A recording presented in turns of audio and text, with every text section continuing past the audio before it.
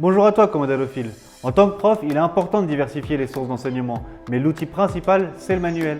Désormais, la majorité des manuels sont numérisés et il y a notamment la possibilité d'annoter directement les exercices, de diffuser les audios, etc. etc.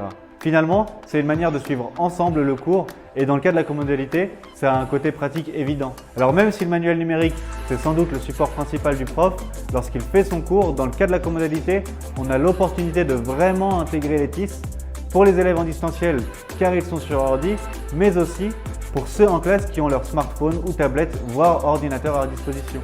Avant de se lancer dans la création de contenu, vous n'êtes pas sans savoir qu'il existe déjà un tas de sites qui en proposent. Apprendre le français avec TV5 Monde, RFI, Le Point du FLE et une mention spéciale aux experts FLE qui proposent non seulement du contenu numérique, mais aussi des centaines de modules que l'on peut directement intégrer à sa classe virtuelle sur son LMS. Dernier point, c'est la création de contenu grâce au logiciel de site en ligne. Je ne vais pas tous les citer car on pourrait y passer des heures, mais je vous donne quelques exemples tout de suite. Dans notre dernière vidéo, on s'est concentré sur le LMS. On avait vu qu'ApoLearn, c'est celui qu'on utilise ici à la F de Normandie. C'est notre classe virtuelle.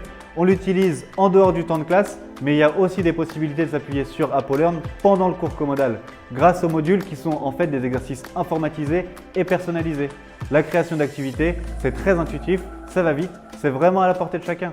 Tu as aussi Kahoot qui est un logiciel qui permet de créer des QCM ou des vrais faux pour sa partie gratuite et beaucoup plus de fonctionnalités pour la partie payante, des puzzles, des textes à trous, des questions ouvertes, etc. etc.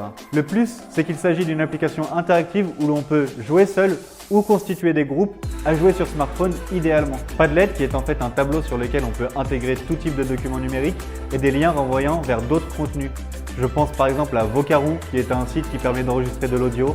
Il est possible d'intégrer tes enregistrements à ton Padlet.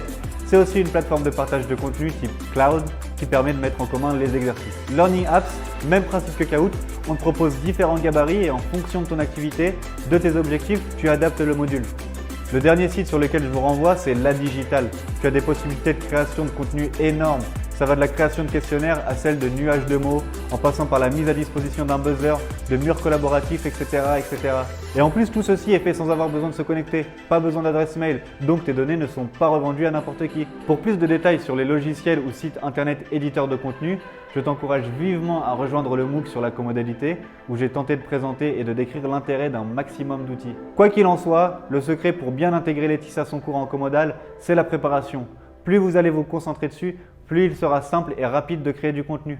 Je te souhaite bon courage, tu commences à être habitué, le like, le partage, le commentaire, tu nous rejoins sur les réseaux et sur le MOOC. Allez, boujou!